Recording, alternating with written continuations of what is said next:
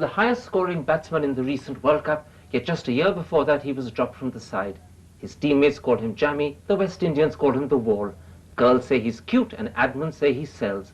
But what is this cricketer actually like? And how does he live with his fame? Let's see if he tells us as we talk with Rahul Dravid. Rahul, in 1997-98 you were dropped from the one-day side, and yet this time you ended up the highest scoring batsman in the World Cup. Did you surprise yourself, or did you actually think this was going to happen? I always had a bit of confidence in my ability. I knew that, when I get to England, the kind of conditions would suit me. And I always backed myself to do well. But to end up as the highest scorer in the World Cup, I think I did surprise myself there. Because with the kind of names that were there in the World Cup, people like the Tendulkars and the Wars and, the Laras and stuff, to be honest, I didn't back myself to be the top scorer in the World Cup. I always thought I'd do well, I always backed myself to do well, and you go out there, you're pretty confident that, try and do well. But to be the highest scorer, I did surprise myself. So do you feel vindicated? Do you feel that you've actually won a personal challenge?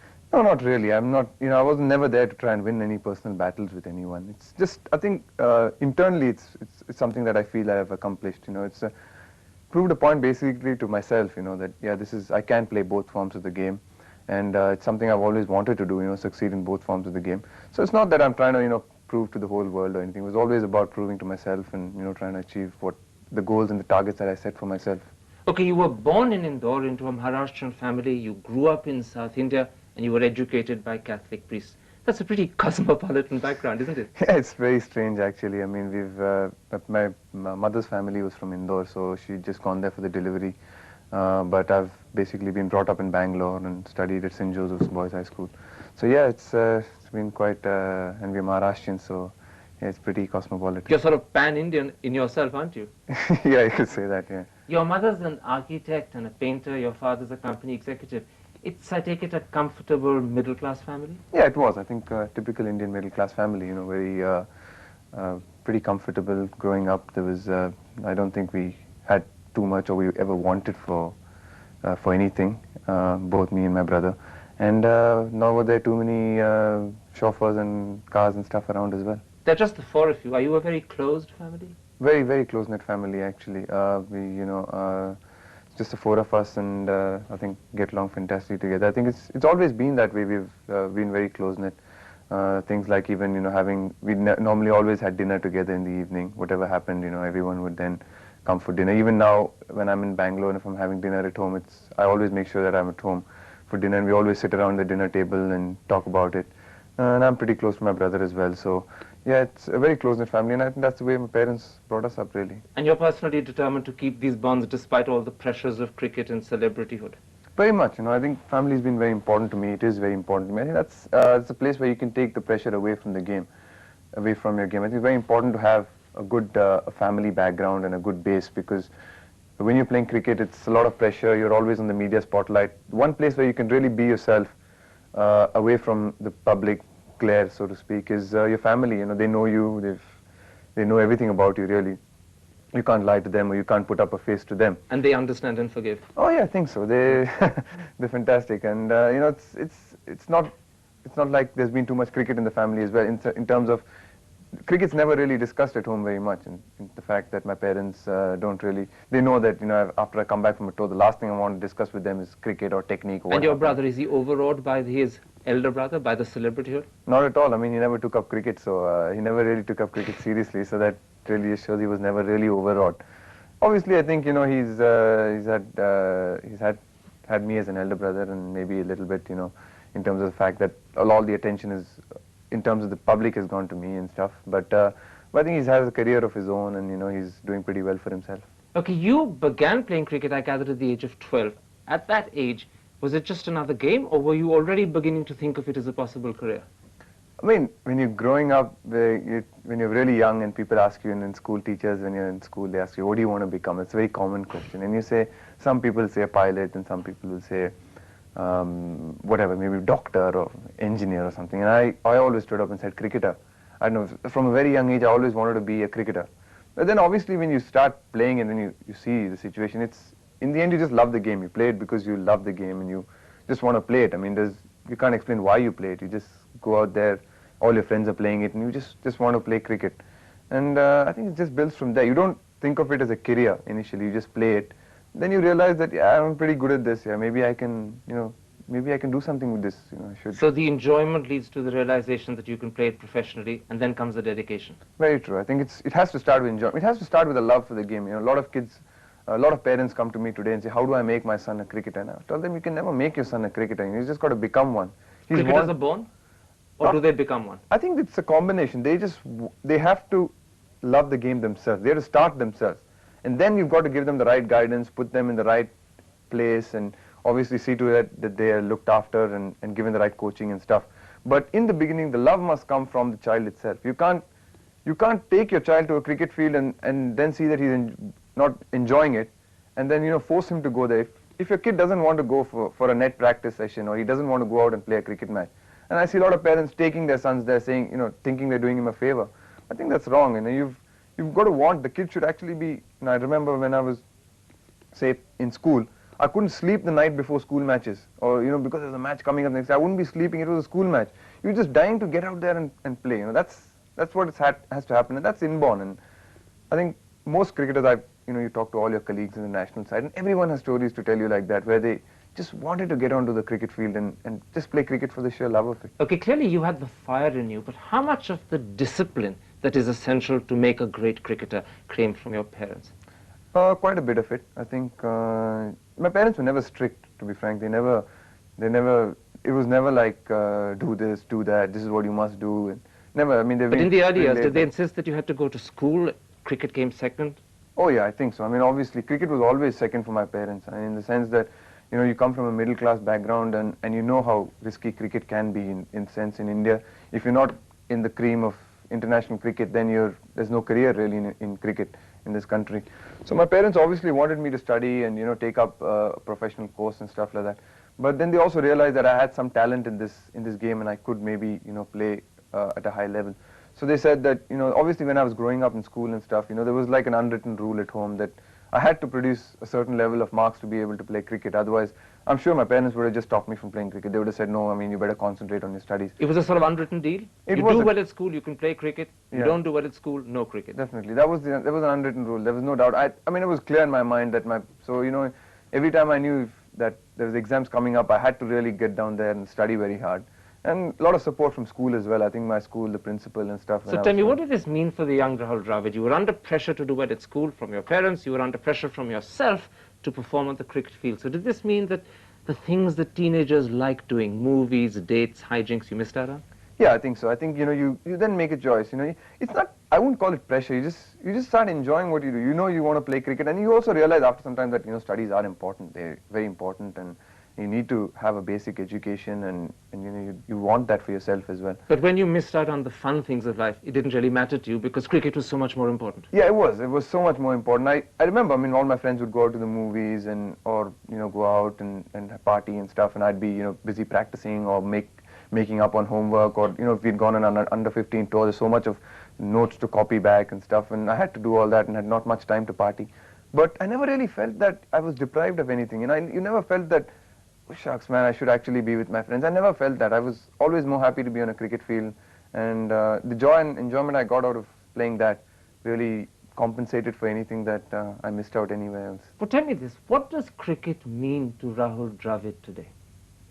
There's a nice T-shirt that I saw one of the Australian producers have on one of our things, and I borrowed it from him and said, cricket is life, and in small print it says the rest is mere details. It's I think that's what it's about. I think it's really cricket has been life for so many years now for me, and it continues to be so. You think cricket is the reason for your existence? It's a hard question. I don't know. At the moment, yes. I think over the next few years and for the last few years, I think it's the most important thing in my life. It's everything that I live for, and it's the main thing that occupies my mind. But I don't know, it's the only reason why I'm here. Obviously, your priorities change as time goes on. And how much of every day is taken up by cricket, and what's left for the rest? Most of your time, and the amount of international cricket we are playing, most of the time is taken up for either practice, cricket. You're either then thinking about the games that are coming up, then there's, I read a bit of books on cricket and stuff. So most of your day is taken up for cricket. And then there is time, you have to take time off from that to then do other things, because too much of it will then obviously make you stale. So then you maybe read other books, listen to music, go out with friends a bit. But yeah, but I think 80% of your time is cricket. Really. Okay, we've led up to the point where the audience actually want to hear us talk a little bit about your cricket itself. We know that it, in fact, is life for you. Let's take a break and come back in part 2 and talk about how Rahul Dravid regards his actual cricket. Don't go away. We'll be back in just a couple of moments.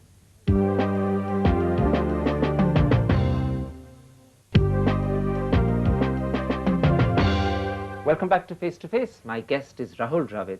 Rahul, you've had quite a roller coaster of a career. You've had dramatic highs and you've had pretty depressing lows. How do you handle those? I think you learn to handle that over time, over experience. I think you just, even when you're growing up, you face these highs and lows. Even as right from the day you hold up a cricket bat, there are days where you'll do exceptionally well and there are days where you'll do badly. So I think the learning process starts when you're pretty young. You'll realize that there is going to be some very good days, going to be some very bad days. And with experience and with, and if you've got a sane head and got some people to give you a good piece of advice, you realize that this is how the game is going to be.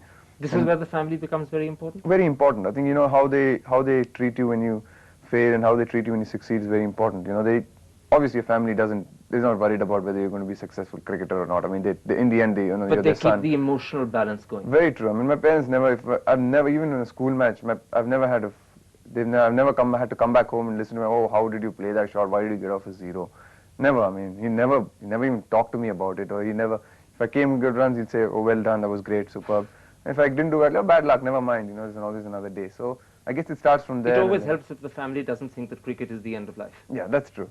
For them, it's never been. It's never been the end of life for them, and you know, it's very helpful. Okay, let me ask you a little about some of these dramatic highs and depressing lows. You had a dream start. You scored a double century in the under-15s in the Pattabhiraman Trophy.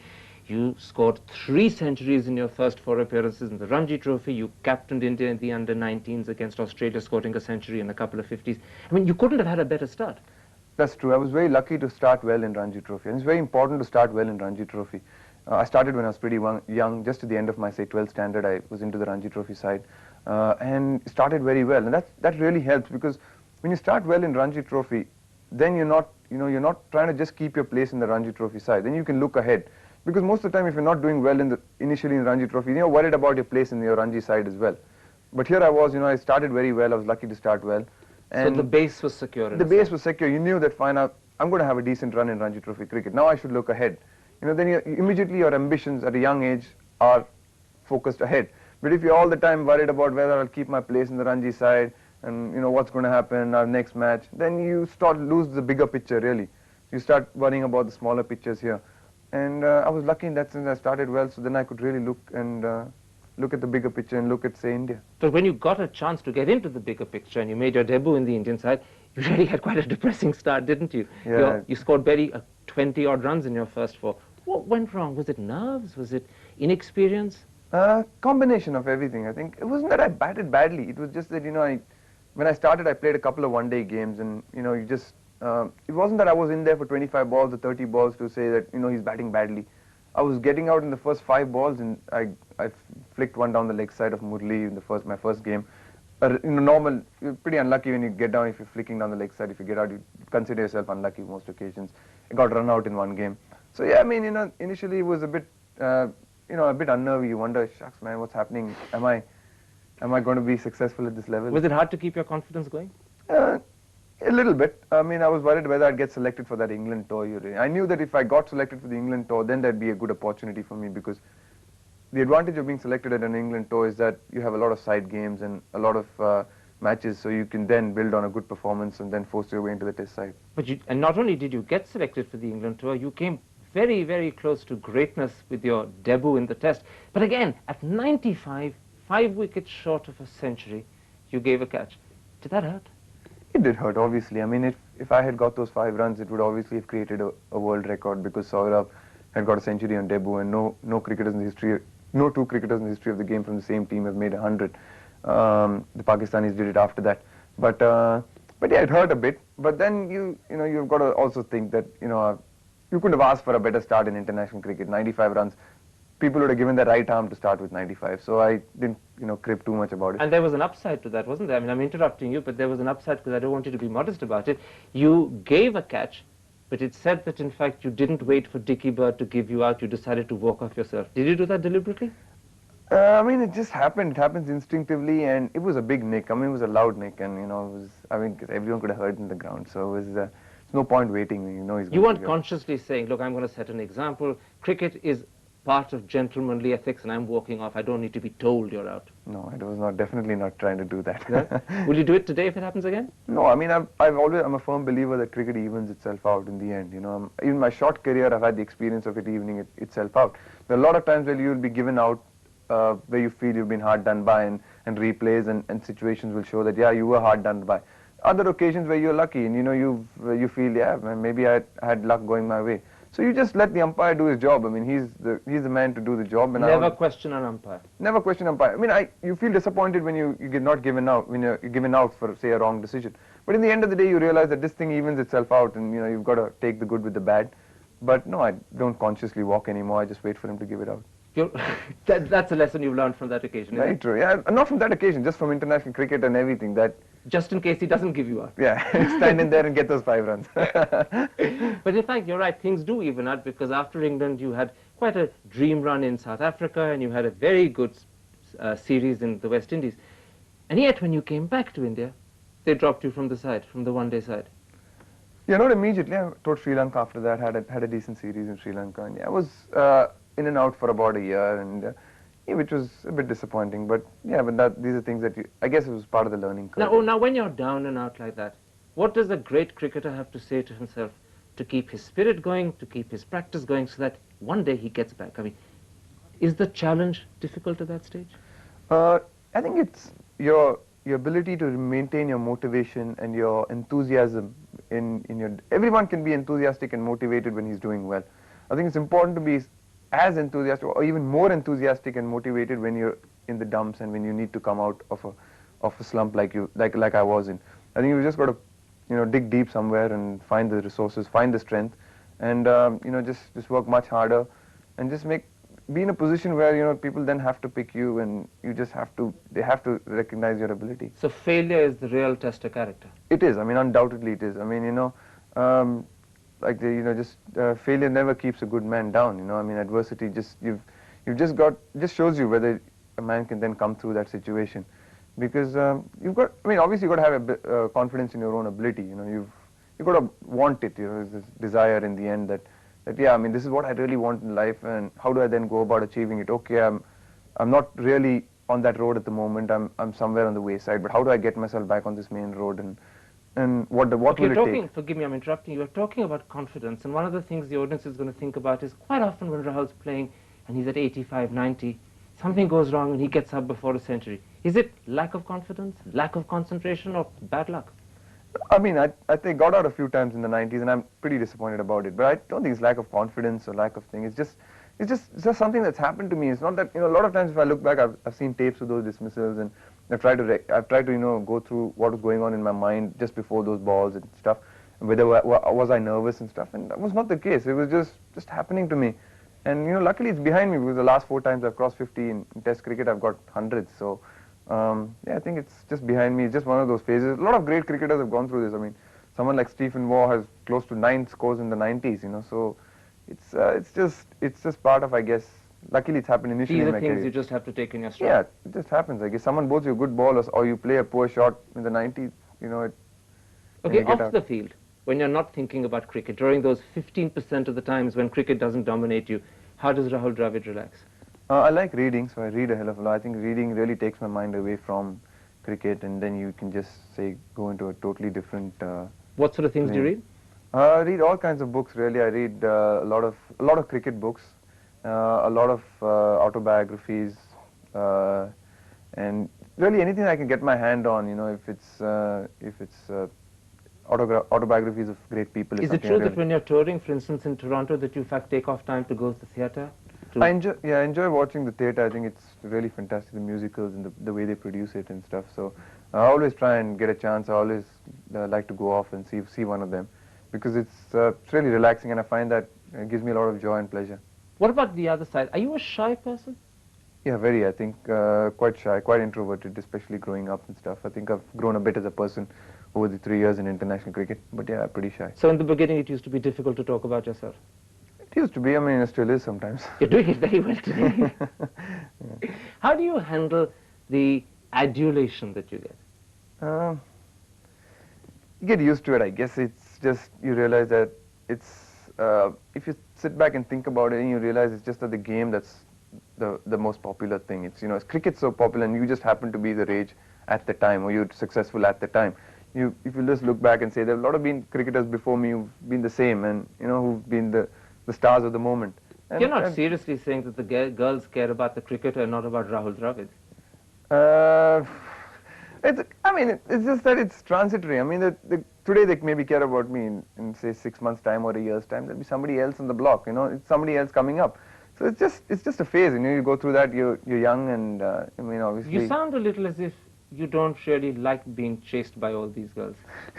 I mean, it's not that I don't like being chased or anything, but it's something that's not very important to me, or it's not the most important thing. It's not what I play for. And it comes with the territory, and I've got to learn how to deal with it.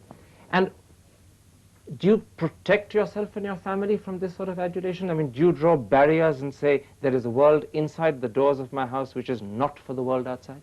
I try to. I try as much as possible to keep my family away from this and away from the press and the hype. But it's not very easy, because obviously then the press and everybody wants to know a lot about you, especially in India with cricket being the #1 sport. It's not very easy, but yeah, I try to, as far as possible. I just try and keep private life totally away from the cricket. But do you also accept that to be a successful cricketer, there is a certain invasion of your privacy that is not just inevitable, but perhaps even essential? Yeah, I think so. I think it's obviously, because if you are a public figure, then a certain amount of invasion of your privacy then just happens, and it's something you have to deal with. And I guess people then want to know more about the game, and in the end maybe it helps make the game more popular, which is very important, and which is what we'd all like to see. But as long as it doesn't get too personal, then it's fine, really. Okay, what about your nicknames? How do you like being called Jammy by the team? I've been called it for so long, and I don't mind it, really. It's something I've been called from a young age, so it's just stuck on. And what about the Wall? It's quite complimentary sometimes, though we think in one-day cricket is not the right one. but yeah, it's just, I mean, it happens, and nicknames come and they go and stuff. And my last question, I know you don't want me to ask you this, is marriage something you're considering? Not for the next couple of years. I think cricket's obviously in my mind, so maybe for the next year or a year and a half. So all the girls listening to this can now assume that they still have a good chance? I don't know. It's not something that's not occupying my mind at the moment. Rahul Dravid, good luck, and thank you very much for talking to us. Thanks, Thank you.